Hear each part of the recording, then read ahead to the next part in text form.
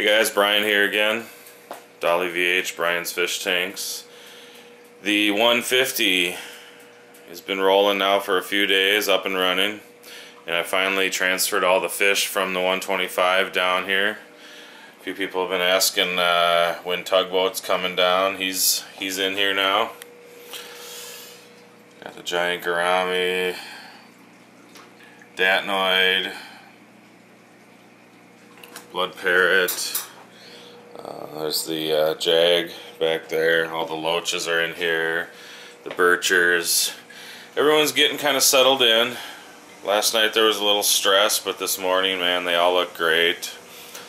So far, I don't know if this is just a coincidence or what, but they seem to be a little bit more active in this 150 compared to the 125.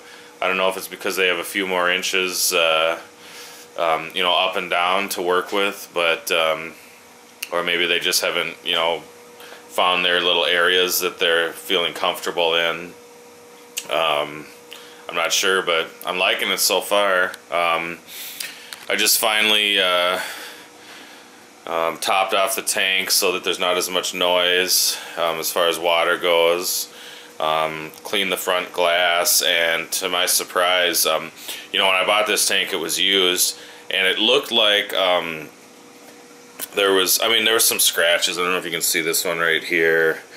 But nothing major, but it did look like it had some of that, you know how sometimes on an older tank you get that, I don't know, I call it etching, but you get that water staining that you just can't get rid of on the inside.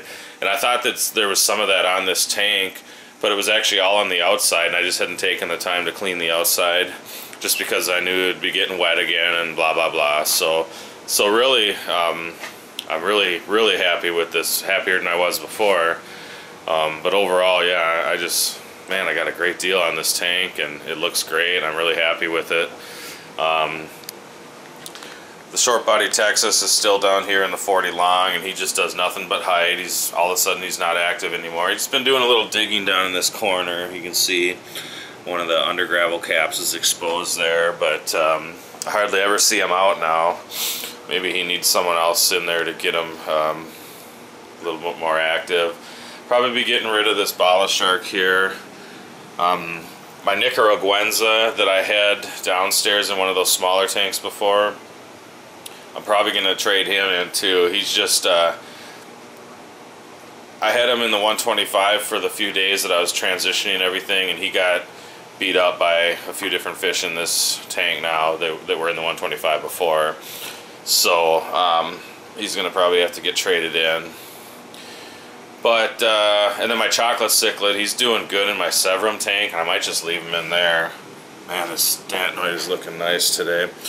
The other cool thing, when I transferred these fish, I was able to get some measurements finally. I just been predicting, or doing the best I could before.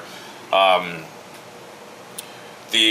giant gourami here, he was 12 inches from mouth to tail. Tugboat, the Giardini Arowana here, he was between 14 and 15 inches. Maybe it was between 15 and 16, I can't quite remember. And then the datnoid was right at 11 inches, which I think I'd been saying before that he was about 8, so I'm just no good at estimating, and I just never really had a chance to measure him before.